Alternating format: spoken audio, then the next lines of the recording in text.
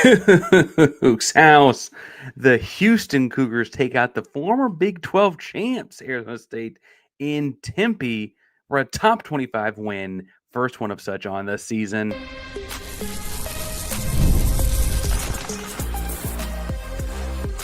You are Locked On Cougs, your daily podcast on the Houston Cougars, part of the Locked On Podcast Network, your team every day.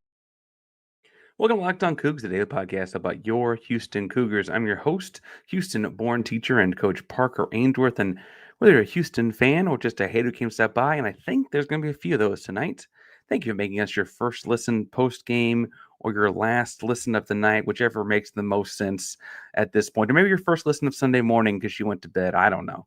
Maybe went out and had a fun time enjoying, because Houston knocks out Arizona State 24-16 in the big upset win of the number 24 Arizona State Sun Devils in Tempe, Arizona. Today's show is brought to you by Mazda's moving the game forward, and perhaps no one moved the game forward more than Connor Weigman in this one. In the comments down below, if you don't know what to say, be nice, but also tell us who you'd give a nightcap to. That's our third segment. We're giving out nightcaps.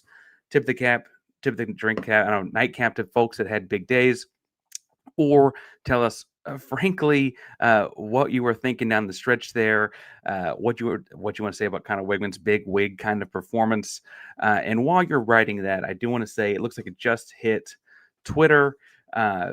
Joseph Duarte, I think, had it first, so I want to make sure I give journalistic credit where it's due. But Willie Fritz spoke on it in the post-game presser that Coach Kurt Hester, strength coach Kurt Hester, did pass away to cancer today. Had been fighting an uphill battle for quite some time, quite vigilantly, and it sounds like there was some emotions throughout the week, and it was a rough one. And so there's a high and a low in this one. We're going to try and stay in the high right now, but obviously thoughts and prayers are with the Hester family, those in the program. He's a very, very big part of the culture of this program that Willie Fritz has been building and has built. This is a family program, and it looks at things I can and can't say, but I'll just say bleep cancer. It's kind of the worst. And I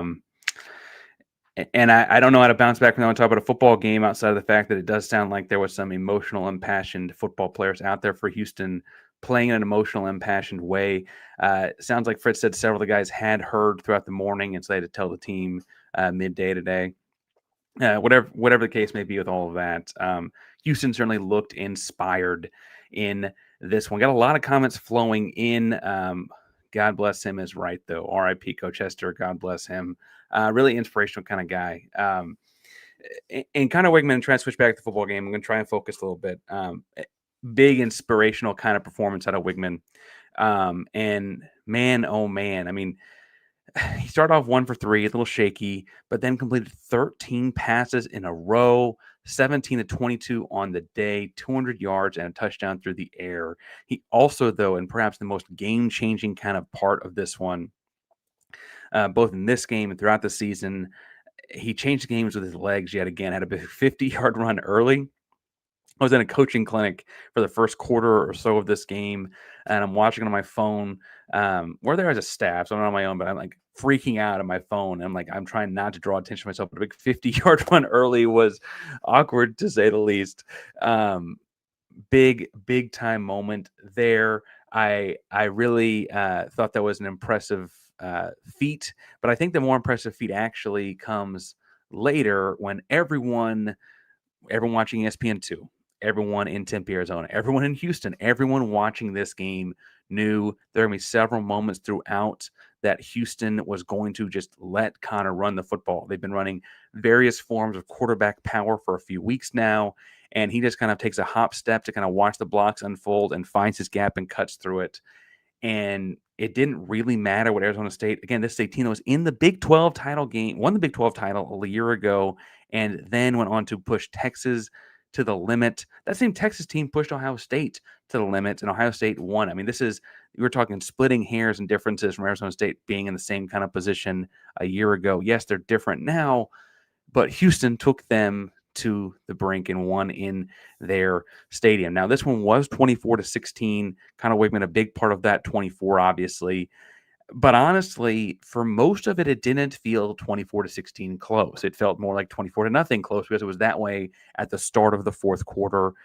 You gave up a touchdown and no two and a field goal and no two in this one, or I guess you gave it two on the second touchdown. But this is awesome to see out of the team because you both saw the dominance early with the Weigman's run. You had Tanner Koziel with 7 catches for 100 yards. And like the touchdown with the toe tap in the back of the end zone from Tanner Koziel was so nice. It was so nice.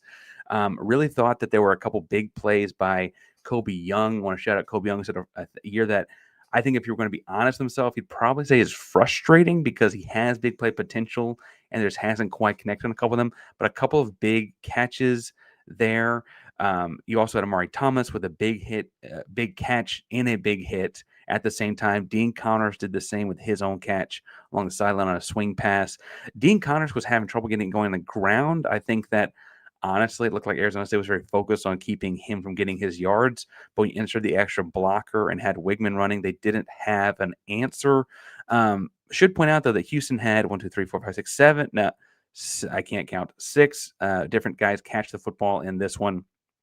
And I like the way you're seeing that unfold. You still have Koziel with the 7 catches leading the way here, but it's fairly simply and evenly dispersed across an array of different guys. Hard for the other team to ever get a real beat on that. Now, other things about this when I have my notes here. Eddie Walls, big day out of Eddie Walls in the defensive front. You had Sam Leavitt running for his life, getting banged up in this one. Houston had 4 sacks. Eddie Walls had 3 of those to his name. We heard about him coming out of FIU as this big-time pass rusher, and we'd kind of been waiting to, personally, I'd been waiting to see it. He got loose in this one. The announcer said several times he was dealing with an ankle injury. I thought that was back during like camp, but apparently was lingering for a long. Either way, if this is the new improved Eddie Walls post ankle injury, the Big 12 might be in some trouble, to say the very, very least. A couple big plays, big pass breakups out of Mark Stampley, big pass breaks out of Jordan Allen, and then like I thought Latrell McCutcheon played a really good first 2.5 quarters. When they went to prevent defense, they didn't really play into his strengths, and he was in a bad spot a couple times on those. But I think he played really well. A couple big hits of his own early. I think though that honestly, the light up Kentrell Webb hit at the end there. So it's 4th and short, and ASU drops back to throw a quick, just a quick slant route to get the first down and keep the chains moving on 4th and short. And Kentrell Webb lights up. I don't even remember the receiver it was. Knocks the guy out. Ball goes flying. Incomplete pass, ball game. And like they did review it, was not called targeting, all that good stuff. That felt emblematic to me though, because Houston just out-toughed Arizona State. They out-physicaled them at the point of attack. For all of the thoughts and conversation, and the offensive line made plenty of mistakes tonight. Penalties galore. This one could have been even better had the offensive line for Houston not made some of those penalties, including like negating a big-time pass interference play down the sideline on a pass to Kobe Young because there was an offsetting penalty on the offensive line. Like those kinds of things did hurt Houston in this one. Even with all of that, you don't get a team rushing for 183 yards. You don't get a 100-yard passer or a 100-yard rusher, I should say, or the time, frankly, to throw for 200 yards as a passer without a good offensive line performance. And we need to make sure we give credit where credit's due because we certainly give criticism when it is as well. Offensive line played really well tonight. You could go to different parts of the game. One thing I want to digest, and we'll get back to the situation when I watch on the second watch tomorrow is like, what do you like? It was 4th and 13. They call a timeout. Houston does go to the sideline, come out with offense. So, okay, they're going to pooch punt with Connor, or they're going to run something to the sticks, get a first down and ice this game. And they ran a like 6-yard hitch, but didn't quite look like they had a hook and ladder or anything set up. The 6-yard hitch is caught, tackled, turnover on downs. I don't understand not going for the field goals there if you're going to take the yard, like negative yard or net neutral of yardage. Some different issues along the way there. Lots of comments flying in on this one. It's fun to have a fun audience after this. Great first half. Offensive coordinator started throttling first half. Should get so he got conservative. I think that's fair. People are getting scared for Connor in the hits. Rusty, longtime listener, Rusty points out you're going to have Zion back at quarterback. I would just point out if you're going to run the quarterback all the time, it might not be that terrible. I don't want Connor to get hurt. I shouldn't say that, but he's an electric runner.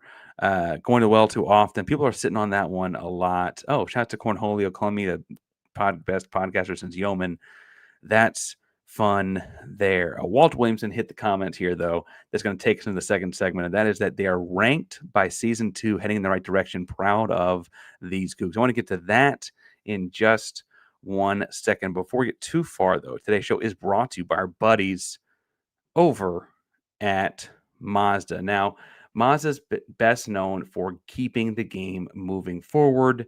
For those folks who believe it's not just about playing the game, but about redefining it, there are moments that do more than put the game on the board, that move crowds, culture, and keep that game moving forward. This week's moment that moved the game forward is, honestly, I'm going to give it the Weigman run that was almost a touchdown and not.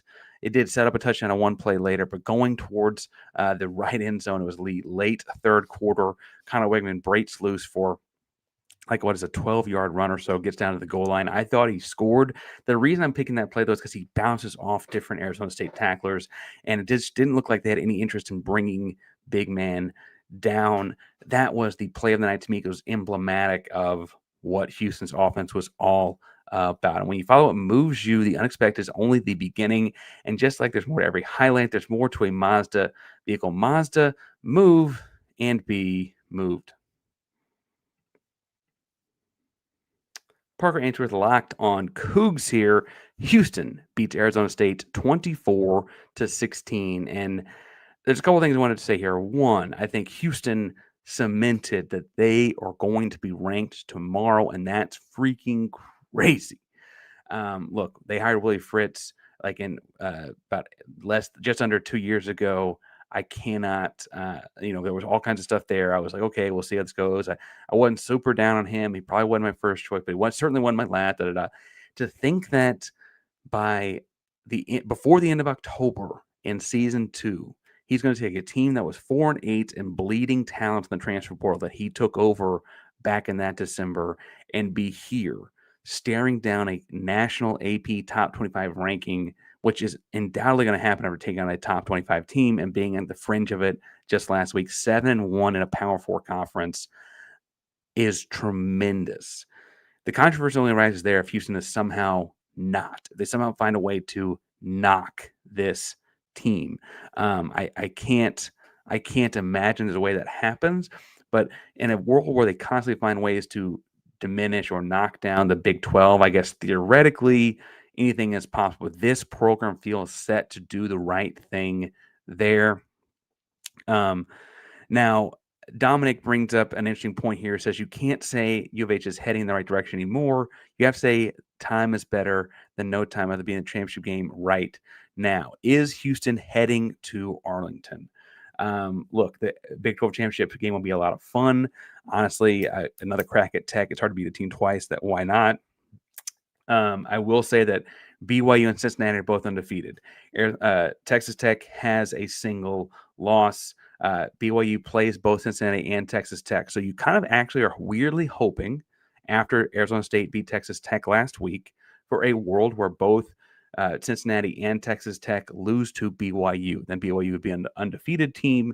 And if you had Cincinnati and Tech in yourselves as a bunch of one-loss teams, it comes down to some sort of strength of schedule kinds of things. Cincinnati does also play Tech. So if Cincinnati were to somehow beat Texas Tech, they'll play itself out there. So only one of those could be a one-loss or I guess actually, so if BYU beats Cincinnati and Tech, and then Cincinnati plays Utah. Sorry, I got my stuff back here. I got a bunch of chicken scratch here. There's a way to shake it out there. We have Cincinnati, Tech, and Houston all in the same contention. But if BYU were to beat Tech for their second loss, they're out. It'll be a Cincinnati and Houston comparison for the second spot. Theoretically, there could be some strength of schedule stuff playing because Cincinnati has not and will not play Houston. So strength of schedule may actually hurt Houston because they have a fairly user-friendly schedule in a lot of ways. But you kind of want, if you're Houston, BYU to run the table and beat both Cincinnati and Tech to give you the best shot. Because if there's a bunch of one-loss teams, the fact that you played Texas Tech and they would be one of them could hurt you in the long run. All that is to be said that this is a season that you really could walk home with a big-time trophy. Once you get to the game, you just don't know what happens. Man,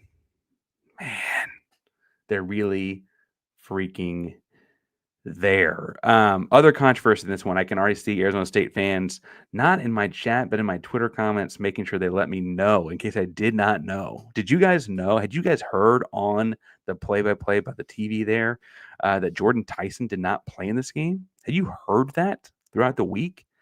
I got called crazy. I can go back. I'm not going to pull it up right now. I can go back and find comments when I said in my video on Tuesday, I would be worried about Jordan Tyson playing for Arizona State if I were them this week, and them playing without him would be a problem. People commenting like crazy, like I had no idea what I was talking about. The tech injury was no big deal. He finished the game. Da da da da da. Boom. Wednesday, it gets announced that he is out. We're a Big 12 media day for basketball, and it gets announced that he is out. And wham, he's out. Here's my thing, Arizona State. The way I say you negate that controversy is you have more than one guy that can catch the football. That would be a pretty easy way to negate that controversy. Houston has their own fair share of injuries, as people point out here. Stephon Boogie Johnson, the best receiver coming into the season, people have pointed out, had to have season-ending surgery earlier this week after getting a second opinion. You had Rashawn Stanford, your probably starting running back, certainly would have been splitting cares with Dean Connors. He went out for the season with a season-ending knee tear before it even started. Jamarian Burnett is still recovering from his own hand injury. You lost your left tackle in the Colorado game. Houston's got their own problems and injuries too. I don't want to hear that crap. Have more than one guy that catches the football, you might have some better options. Look, I don't mean, and Jordan Tyson is really good, like really, really good. Probably the number one receiver in the draft, might be a top 5 pick. I get how significant and important that is.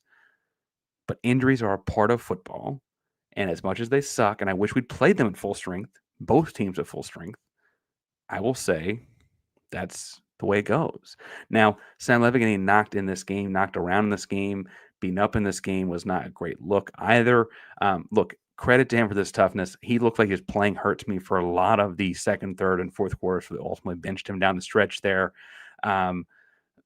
But again, it's a violent game, and Houston got after them. You don't want your quarterback to get hurt, block better. Houston's faced that, knock on wood, plenty of times, right? There's all kinds of controversy there. The people on my Twitter comments talking about the fumble by Leavitt wasn't. I would have been upset by it if it had been called on Houston, obviously, but they called a fumble. It was in the second quarter. Figure it out, right? The penalty by them that wiped away a touchdown was a penalty. It should have been wiped away. Like some of these things just don't seem to be making a whole lot of sense. Now, last controversy, I don't know, it's not even really controversy, I'll say here, is as I look at this one, you're going to have people probably use some of those injuries we mentioned earlier about Houston making the top 25. It'd be controversial if they didn't, to try and like qualify this win. And the SEC is king of hypothetical wins, and so this would be hypothetical in a way that they try and run the whatever and this, that, and the other thing. There was some SEC account that used Houston's schedule as an example, like some super simple schedule or whatever bogusness, and that's as nice as I'll say that, stuff about it. Here's the deal. You play who's in front of you, and you play who they suit up. Houston is 7-1. And frankly, I would point out in that one loss, if we're talking injuries, Connor Weigman leaves in the second quarter with his own injury. It was a 2-score game at that point. And I feel like that stuff's getting left out of this one. Houston should be ranked when the stuff comes out tomorrow. I'd imagine it's somewhere between 20 and 25. I would probably put them closer to 18, 19, 20. I also think BYU and Texas Tech should both be in the top 10, though. If I'm being honest, if you're looking at, well, my opinion, I think Cincinnati should be closer to 14, 15. That's just where I'm at on the big undefeated team should be ranked high, right? That's where I'm at on it. I don't know the nation will agree with me, but that's where I would put things. I got some comments flying in, but we're going to jump into nightcaps in a second. It's a tip of the cap nightcap to whoever you think had a big time performance today. So throw those in the chat as well. So I got a couple on my list here that I'll make sure that we get to. Before we get to that, today's show is brought to you by our buddies over at DoorDash, because it is the weekend. Tonight is Saturday night. It's time to look back and crown the MVP. Who delivered, powered by DoorDash. Like you win delivery every Saturday with DoorDash Streaks. Save more every time you order. These players deliver when it matters most. Let's break it down. Guess what? It's the big wig, Connor Weigman is the player in a way that delivered player of a game delivered in a big way, big time touchdowns, big time runs, toughness, toughness, toughness, no hesitation, no delay. If you've been watching week after week, this performance was not a fluke. Connor Weigman has been building up to quite a streak. Houston, fun facts, undefeated in games that he plays in the entire game of this, I guess, really ever, because it's only his first year there. Now, just like Connor Weigman delivered for the Houston Cougars, DoorDash can deliver on your Saturdays. There's still time left. It is 11:24 as we're recording this live. With DoorDash Streets, you can save every Saturday that you order. Stack it up all season long, and you can save up to $250, including $100 in DoorDash credits. Order this Saturday. Keep the streak. Yet another 36 minutes. Keep the streak alive. Fuel your game day only with DoorDash. Terms apply. Promo goes through November 8th.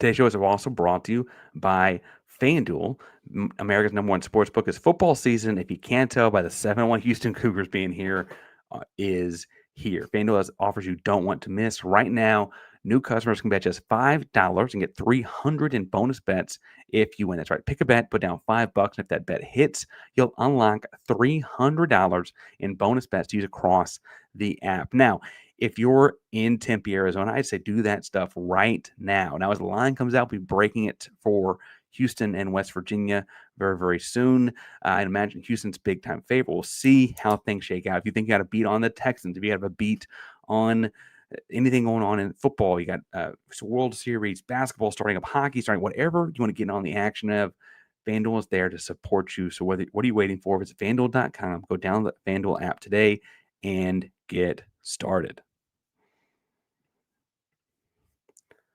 Parker Ainsworth locked on Coogs here, breaking it down, going up with Houston knocking off Arizona State 24-16. And just like want to breathe a second, oh my God, what a freaking win. What a win. The Houston Cougars ahead of schedule. Ahead of schedule. Houston is sitting at 7-1. Real chance you go 11-1, but you got to get it done first, 1 week at a time. West Virginia next week at home. You're on the road at UCF. Both of those programs appear to be rebuilding. Central Florida may be a little bit further along, but not a lot further along. Then home for TCU, and then at Baylor for a little Texas two-stepped in the season. Man. Look, you only played two top 25 teams, unless TCU or somebody does something crazy. You only played two top 25 teams this season. You went 1-1. The one you lost, you lost your quarterback in the second quarter. It was your first time playing a opponent of that caliber. And, honestly, you played them as closely as Utah did, for whatever that's worth. Meanwhile, you knock out tonight a battered version of the team that beat them and showed that you've gotten better in the last month because you played Tech at the start of October, play Arizona State at the end of October. I think it's safe to say Houston got better over the course of October. And we're going to tip caps to a lot of people tonight. But in regards to the news that broke right before we went live from Joseph Duarte that Kurt Hester has passed away, first I want to take one tip of the cap to Coach Hester for building a program and culture that is unbreakable. That was his slogan, very literally. Cancer sucks, and cancer really sucks, and it hits everyone in different ways. And a program that is developing as it is right now is not developing in the way without strength coach. Every football coach in America knows that. Strength coaches are integral into the culture. And so when you see these guys playing that kind of tough, gritty, hard-nosed football, it's hard to not give a lot of the credit there to the blueprint Hester laid out. Now, football is not everything. Hester was also a father and a husband and all of that too. And I'm sure there are people missing him a lot more than Houston Cougar fans like myself, but doesn't mean we aren't all missing him the same. And so rest in peace, Coach Hester, and rest in peace, rest in peace, thoughts and prayers to the family and those in the program. Now, as far as game time things here, we had some people throw some in the chat as well, and we're trying to get back on. Eddie Walls with 3 sacks gets a tip of the nightcap, tip the cap to Eddie Walls. We'd heard about the man being a pass rusher from FIU. He was pretty elite one for them as well. He shows up to Houston, makes a big kind of impact here. Carlos Allen is so good. He's such an easy kid to root for too, guy. He's such a good kid. Eating it up front, big time plays on the stretch, forced a short of the sticks kind of tackle in the fourth quarter there too that would have went to a field goal instead of a touchdown. 4-point kind of plays. Big deal there. Other tip of the caps, kind of nightcap things as we go here. Other people, yeah. I want to make sure we obviously say Connor Weigman. Weigman deserves the credit. We talked about him a lot tonight. 200 yards through the air, 100 yards on the ground. I mean, what else? What else could you say? It's truly MVP kind of performance.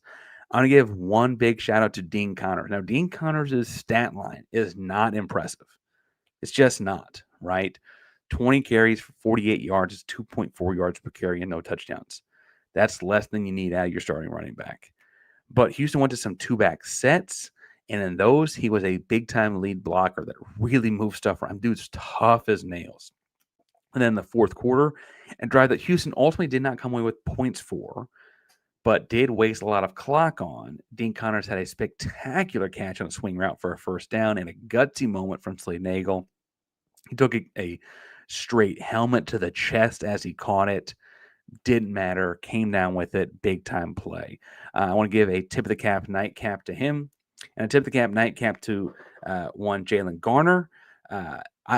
I want to fully stress, like, I did not have him slotted as a starting linebacker. I just didn't, and he's proven me wrong. He's proven a lot of other people wrong. He just makes plays. He does a great job, I think, of moving laterally, but slightly downhill at exactly the right angle. Really, really impressive. Now, I don't actually have what's his tackle number here. I wasn't even thinking about that when I said him. I should probably know that. Jalen Garner had 5 tackles. I frankly felt like he was all over the field, but I'll take it. I'll take 5 tackles. Latrell McCutcheon, I thought, played really, really well until he went to prevent. I just think prevent doesn't work well with what he does well. But I thought he played really, really well up until that point tonight. We said Carlos Allen. I wanted to give another tip of the cap to Control Webb. He's only graded with 2 tackles on pass breakup. But that pass breakup, which officially sealed the game, was like the stamp on this one, right? To light up a receiver on 4th down and knock him off his feet to the turf. Incomplete pass in the game, big time kind of play. Walter points at Terran Cozio, big time toe tap catch in the back of the end zone. He had 7 catches on the night. Dude's a pro. He's pro tight end. Rusty points out that Kobe and Harvey showed up, Martin as well. Multiple receivers getting involved in this one. When we look at the number of receivers getting involved, I mentioned that Koziel had 7 catches, but 5 other receivers had a catch in this one, including Jacquise Martin had his 2nd catch of the year, and it was a 6 sideline back shoulder catch at that. I also saw on Twitter, Houston is undefeated in games where Harvey Broussard catches the football. So I think we need to throw it to him once a game just to make sure. Right? Man, oh, man, this team is just so tough. How much fun is it to win with a tough football team? Now, it's probably not fair to compare basketball and football all the time. I know that they're both revenue sports, but I said that I don't know how much they have in common. I will say, though, that as much fun as it is to win with a defensive-minded, hard-nosed basketball team, it is really fun to win with a defensive-minded, hard-nosed, gritty football team.